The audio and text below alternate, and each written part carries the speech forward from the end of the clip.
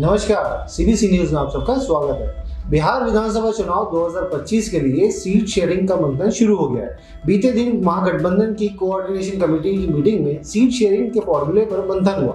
Meeting की अध्यक्षता तेजस्वी यादव ने की थी। वहीं सूत्रों के हवाले से जानकारी सामने आई कि बीते दिन हुई महागठबंधन की बैठक में बिहार की 243 विधानसभा सीटों के बंटवारे पर मंथन हुआ और 15 सितंबर तक सीट शेयरिंग का ऐलान संभव हो सकता है। आरजेडी के विश्वस्त सूत्रों ने जानकारी दी है कि कांग्रेस ने 66 विधानसभा सीटों पर चुनाव लड़ने का दावा किया है। पिछली बार कांग्रेस ने 70 सीटों पर चुनाव लड़ा था।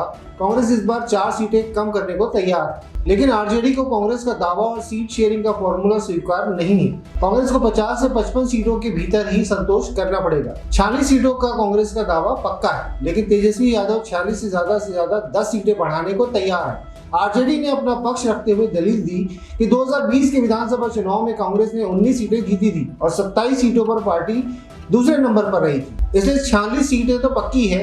इससे ज्यादा 10 सीटें और दी जा सकती हैं, क्योंकि गठबंधन में शामिल पशुपति कुमार पारस, मुकेश सहनी की पार्टी वीआईपी और हेमंत सोरेन की पार्टी झारखंड मुक्ति मोर्चा को भी सम्मानजनक विधानसभा सीटें देनी है, तो जाहिर है कि बड़ी पार्टियों को ही इसके लिए अपनी सीटों से समझौता करना पड़ेगा। तेजस्वी यादव के पटना स्थित सरकारी आवास पर 6 सितंबर 2025 को महागठबंधन की अहम बैठक हुई थी, जिसका एजेंडा सीट शेयरिंग पर चर्चा थी। आरजेडी ने साल 2020 के विधानसभा चुनाव की तरह 140 सीटों पर चुनाव लड़ने की इच्छा जताई। वहीं कांग्रेस की प्लानिंग 60 से ज्यादा सीटों पर चुनाव लड़ने की है। दूसरी ओर महागठबंधन में शामिल अन्य दलों को भी तेजस्वी यादव इस बार सम्मानजनक सीटें देना चाहते हैं, तो ऐसे में कांग्रेस को सीटों को लेकर समझौता करना पड़ सकता है। तो जुड़े रहिए सीबीसी न्यूज के साथ। धन्यवाद।